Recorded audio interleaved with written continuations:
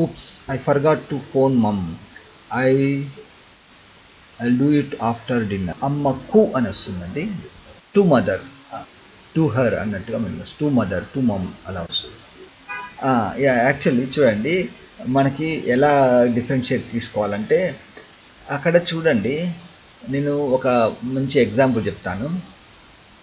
Give it to her అంటే అది ఆమెకు ఇవ్వు. అక్కడ టు హర్ అంటే ఆమెకి ఇవ్వు. కాల్ హర్ అంటే ఆమెను పిలువు.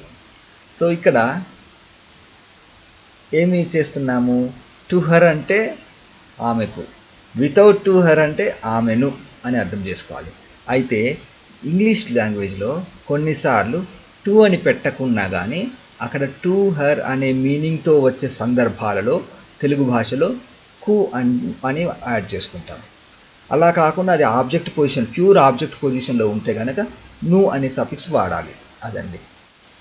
సో డైరెక్షనల్ మూమెంట్, ఏదైనా ఒక డైరెక్షనల్ మూమెంట్ కానీ టువార్డ్స్ హర్ ఏదైనా ఉంటే కు అని వాడాలి. అలా కాకుండా ఆమెను పిలువు అటువంటి సందర్భాల్లో అలా మీరు కొద్దిగా ప్రాక్టీస్ చేస్తే అది అలవాటు అయిపోతుంది. ఆమెకు ఫోన్ చేయి. ఎస్, చూడండి మళ్ళీ ఇక్కడ కాల్ టు హర్ అంటే ఆమెకు ఫోన్ చేయి. అలా కాకుండా కాల్ హర్ అంటే ఆమెను పిలవండి. అక్కడైతే కొద్దిగా తేడా ఉంది. అది మీరు with practice you will understand difference inside mind like that. So okay, ఇది మీరు మొత్తం చెప్పారా? I do it after dinner అంటే నేను డిన్నర్ తర్వాత ఫోన్ చేస్తాను అన్నట్టుగా చెప్పుకోవచ్చు. డిన్నర్ తర్వాత చేస్తాను అంటే సరిపోతుంది. మళ్ళీ ఫోన్ చేస్తాను పూర్తిగా చెప్పనవసరం లేదు, ఎందుకంటే లిజనర్కి అది అర్థమైపోతుంది అలా చెప్తే. సో ట్రాన్స్లేషన్ మనకి ఇలా వచ్చింది. అయ్యో, ఊప్స్ అంటే అయ్యో అన్నట్టుగా మనం తీసుకోవాలి. అయ్యో, అమ్మకు ఫోన్ చేయడం మర్చిపోయాను. ఐ ఫర్గాట్ టు కాల్ మమ్. రాత్రి భోజనం తర్వాత చేస్తాను. ఓకే, సో ఇక్కడ చూడండి, ఇక్కడ రాత్రి భోజనం తర్వాత రాత్రి అనేది హైలైట్ చేయాల్సిన అవసరం లేదు, ఎందుకంటే depending on the time what he speaking listener can understand. So hidden meaning వచ్చేసి డిన్నర్ అంటే రాత్రి భోజనం, కానీ మనం భోజనం చేశాక అంటే అర్థమైపోతుంది. ఆర్ స్పెసిఫిక్గా చెప్పాలి, లంచ్ ఉంది, లంచ్ టైం ఉంది అంటే లిజనర్కి అర్థం చేయించాలి. We have to make him understand. అటువంటి సందర్భంలో రాత్రికి భోజనం చేసిన తర్వాత అని చెప్పచ్చు, క్లియర్గా ఉంటుంది. ఆల్రెడీ మధ్యాహ్నం భోజనం చేశారనుకోండి, అక్కడ ఇంకా వేరే మధ్యాహ్నం భోజనం ప్రస్తావన లేదనుకోండి, డైరెక్ట్గా భోజనం తర్వాత చేస్తాను, భోజనం చేసిన తర్వాత చేస్తాను అంటే బాగుంటుంది. I can't decide what to wear tonight. I know I'll wear my green shirt. నిర్ణయం తీసుకోలేకపోతున్నాను అన్నట్టుగా మీనింగ్ వస్తుంది. Or very simple language, what to wear tonight. ఈ రాత్రికి నేను ఏం వేసుకోవాలో అర్థం కావడం లేదు అనే అర్థంలో కూడా మనం తీసుకోవచ్చు. అర్థం కావడం లేదు మీన్స్ ఐ డోంట్ అండర్స్టాండ్ అనే అర్థంలో కూడా తీసుకోవాలి. ఈ రాత్రి నేను ఏం వేసుకోవాలో అర్థం కావడం లేదు, అలా సహజంగా చెప్తుంటాము. I know I will wear my green shirt. నాకు తెలుసు ఈ రాత్రి ఏమి ధరించాలో నేను నిర్ణయించుకోలేను, నాకు తెలుసు నేను నా ఆకుపచ్చ చొక్కా ధరిస్తాను. సో ఇది ప్యూర్ మనకి రిటర్న్ తెలుగు మెథడ్లో ఉంది, మనం కొద్దిగా స్పోకెన్ దానిలో మాట్లాడదాం. ఈ రాత్రి ఏం ధరించాలో అనేది రిటర్న్ లాంగ్వేజ్. ఏమి వేసుకోవాలో, ఈ రాత్రి ఏం వేసుకోవాలో నేను నిర్ణయించుకోలేను. Yes, it's okay. ఈ రాత్రి ఏం వేసుకోవాలో నాకు అర్థం కావడం లేదు, నా సహజంగా ఉంటుంది. I'm not getting,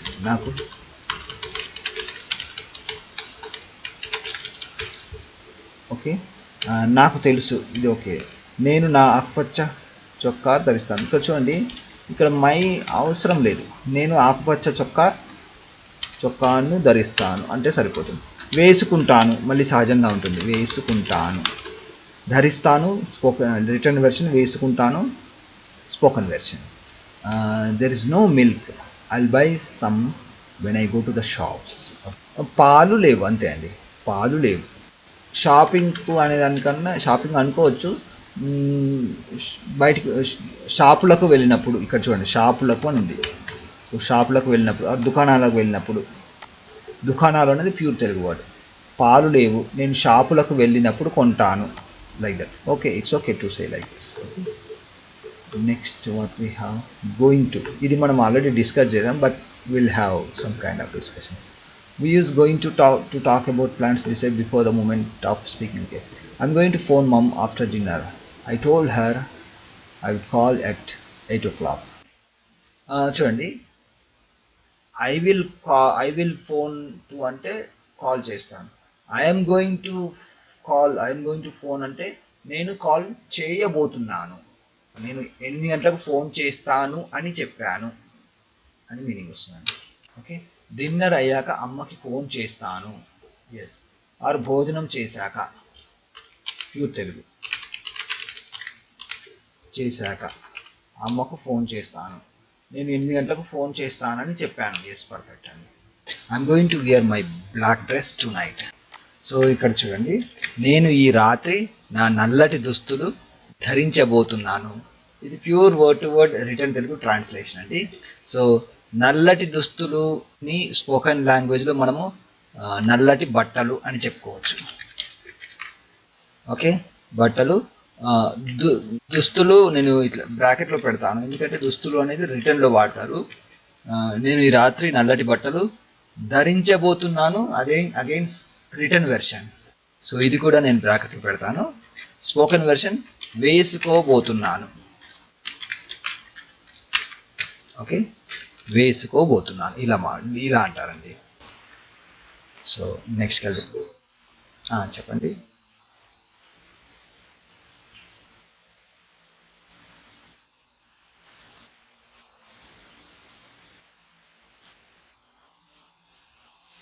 okay,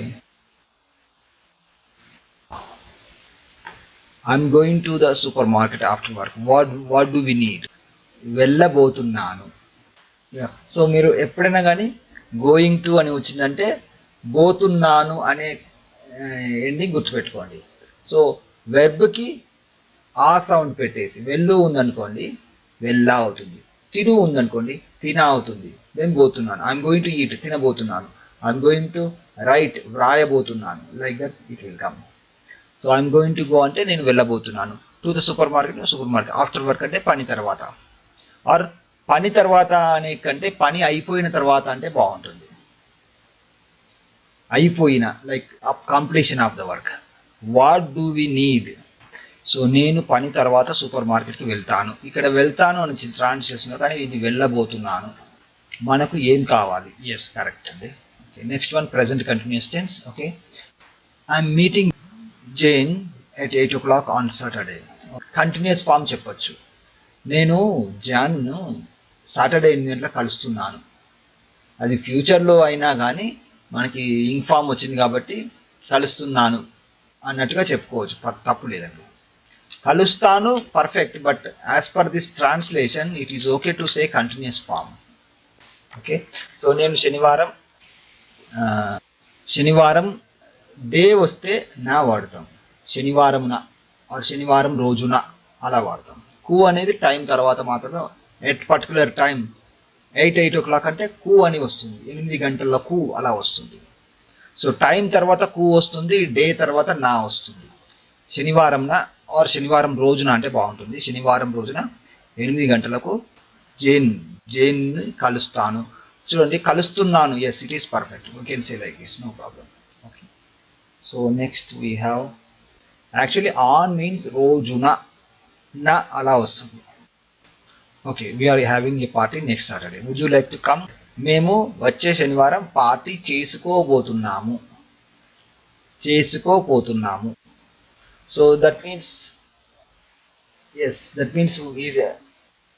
yes, would you like to come అంటే వచ్చే శనివారం మేము పార్టీ చేసుకుంటున్నాము. వచ్చే శనివారం మేము పార్టీ చేసుకుంటున్నాము. మీరు రావాలనుకుంటున్నారా? Would you like to come?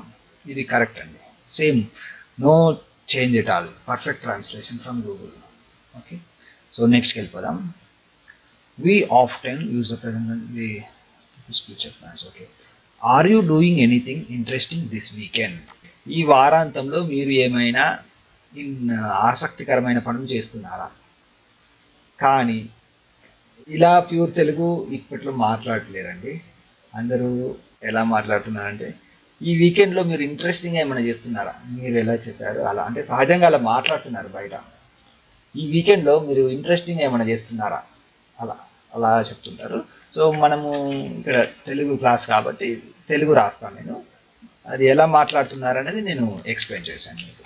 Okay, so మీరు ఈ వారాంతంలో ఏదైనా ఆసక్తికరంగా చేస్తున్నారా? ఇది ప్యూర్ ట్రాన్స్లేషన్, పర్ఫెక్ట్ ట్రాన్స్లేషన్ అండి. But you can say as you said before using some English words so people understand.